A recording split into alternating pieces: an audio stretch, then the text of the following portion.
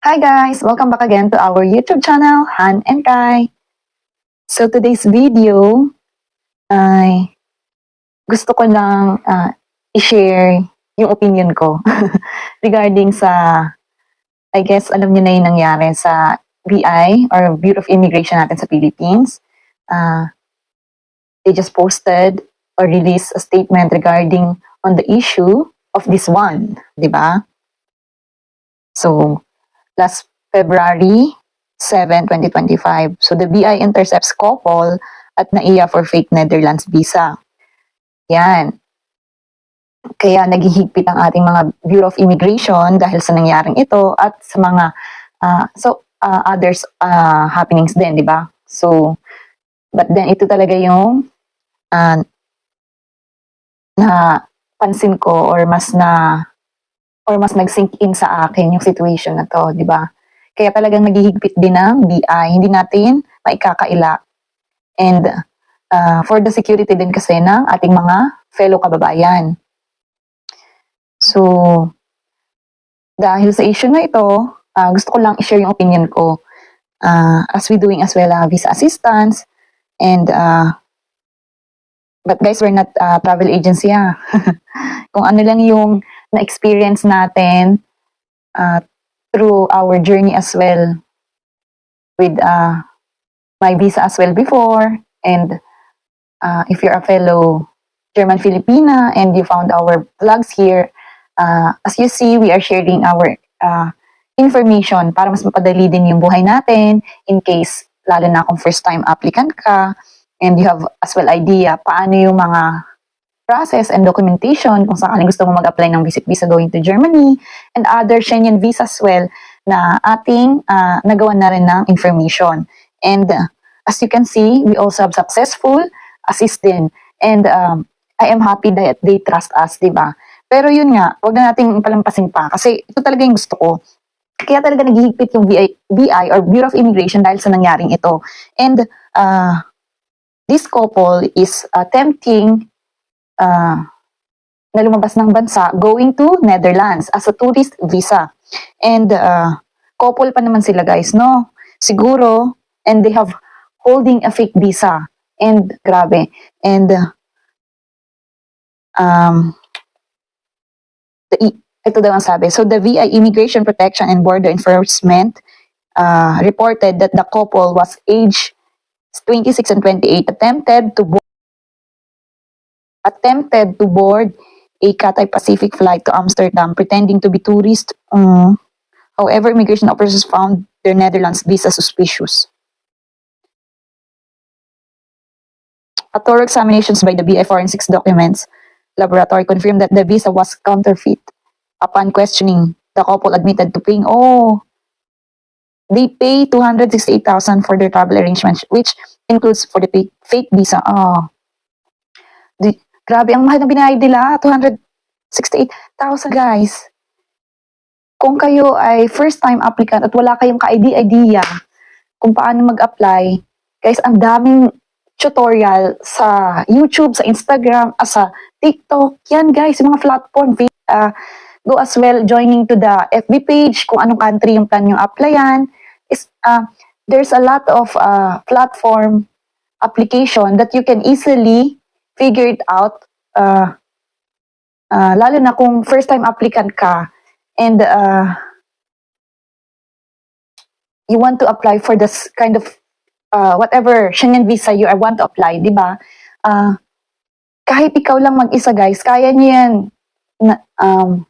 yan mag-apply kasi there's a lot as well tourist or travel agency na mag-guide sa inyo, but you need to make sure na itong kausap nyo is legal.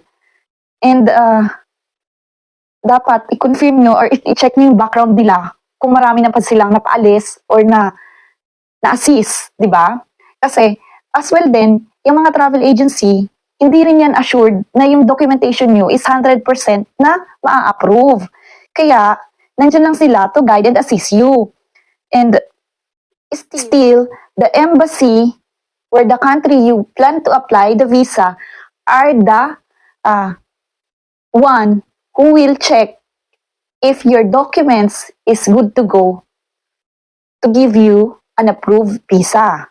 If your documentation is complete and there's no, walang kulang, walang labis, there's a chance that the embassy will give you approved visa. Hindi ang travel agency, guys. Kaya, walang assurance din na yung travel agency is maa-approve yung visa application nyo. Kaya guys, be wise sa mag-handle or ng documentation nyo.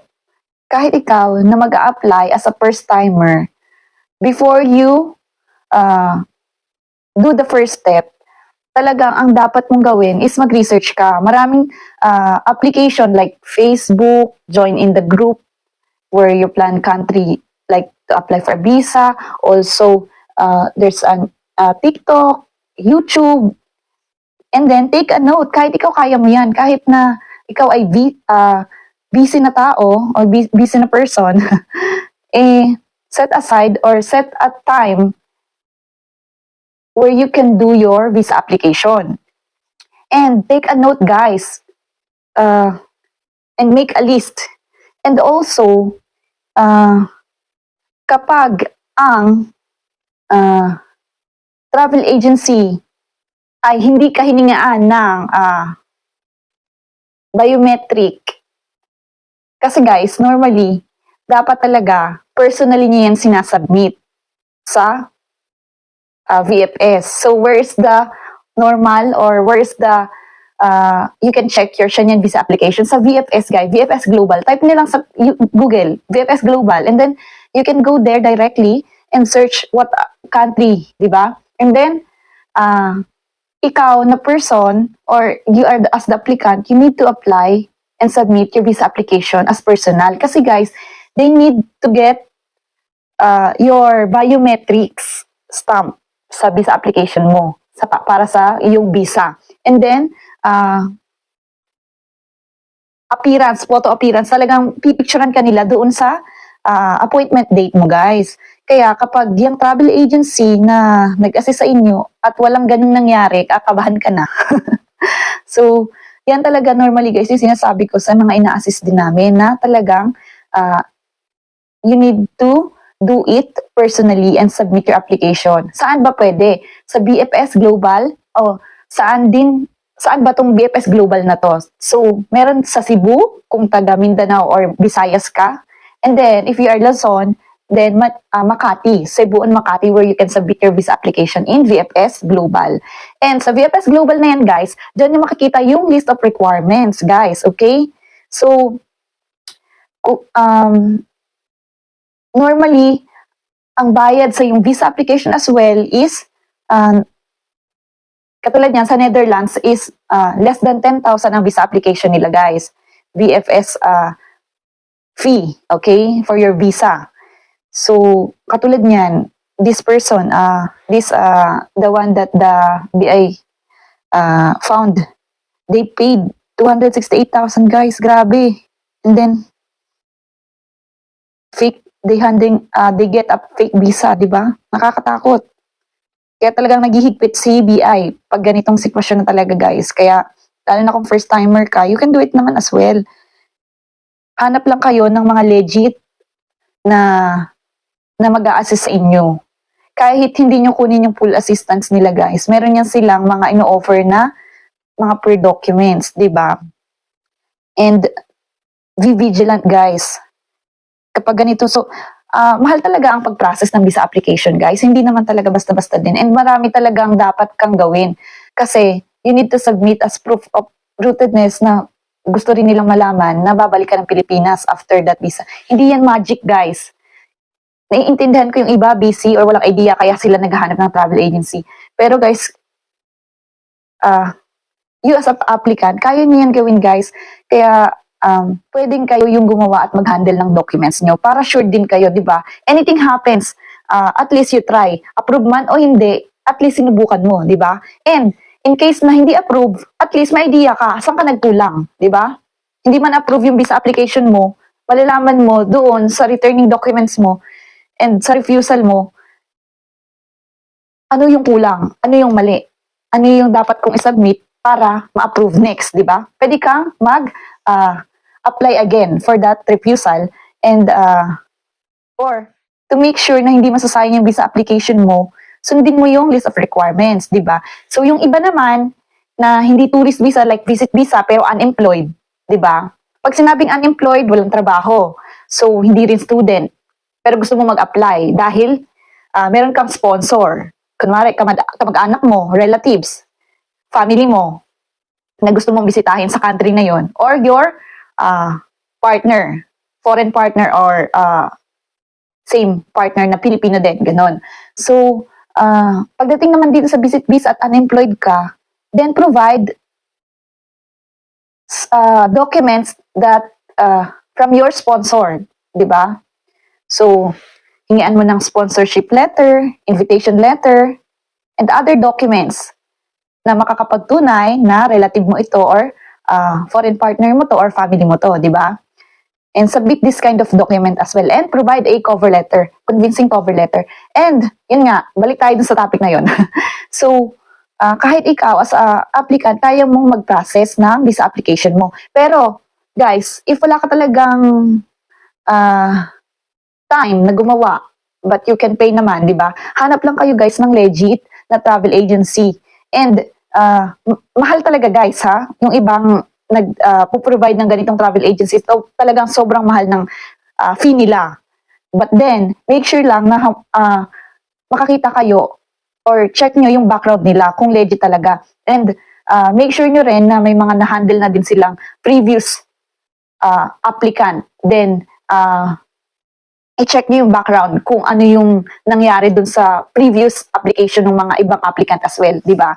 And that's the time as you, as a person, to decide if this is the person or this is the travel agency that you want to get, di ba? Kasi hindi naman problema ang pera para sa'yo. Kumbaga ganun, kaya ka full assistance sa kanila, di ba? Pero yun nga, kung may time ka and you want as well to be aware on your visa application, you can do it as well, di ba? Yan din yung sinasabi ko sa mga hinahandle namin na they can do it, just get the documents only, yung mga part na hindi nila alam or consult to a travel agency or to the person who is doing as well a visa assistance like us na mag-guide sa inyo through your visa application, di ba? Na wala kang idea about this document, then baka pwedeng us or the visa assistance will do this part for your visa application para mas maging maayos yung process mo, di ba? And yung pag-submit mo ng visa application mo. So yun guys, yun lang guys, be aware lang talaga and be vigilant. Kaya nag-i-strict yung BI dahil sa mga ganitong sitwasyon. Kaya please, mag-ingat kayo, okay? Hindi basta-basta din yung binabayad nyo. Look at that. Pero yun nga guys, as I said, kung kukuha kayo ng travel agency and visa assistance sa ibang tao or sa amin, there's no 100 assurance na maa-approve yung visa application nyo guys. Dahil hindi kami or sila ang mag-a-approve ng visa application nyo. Kundi ang consul, okay? Ang embahada ang mag-a-approve ng visa nyo. Wala sa travel agency, wala sa visa assistance yan guys, kundi nasa consul, nasa embahada. And they're the one gonna check, proofing na okay yung documentation nyo, okay? And yun nga, mahal talaga ang process kapag nagpa-assist ka ng full assistance sa travel agency na legit and sa visa assistance as well, di ba? But if you are nagtitipid, di ba? If you are nagtitipid or saving money as well saving time, then you can do it alone.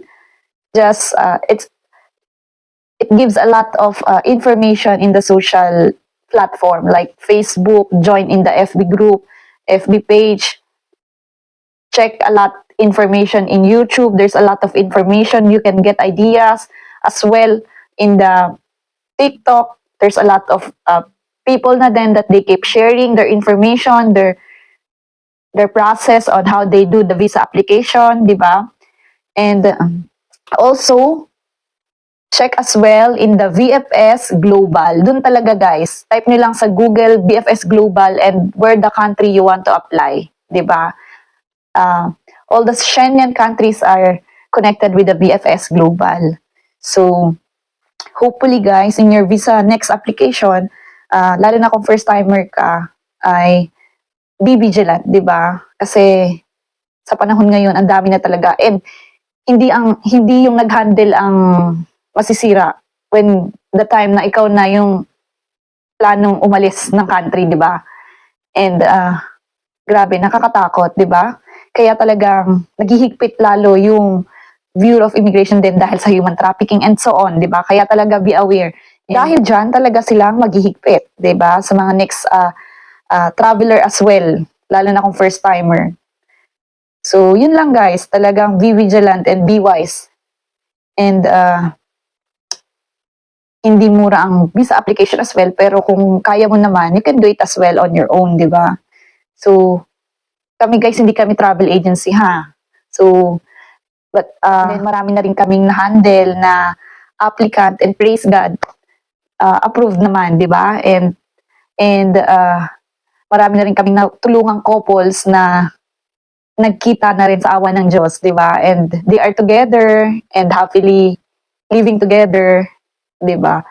And building their own family na rin. And sobrang dami na din. I can't count. I don't know how many, pero I'm really happy na nakatulong kami sa visa application nila. So, if you are one of our followers and all, or you are already na-guide na namin before on your visa application, maybe you just can share as well your experience on our assistance with you guys in the comment section below.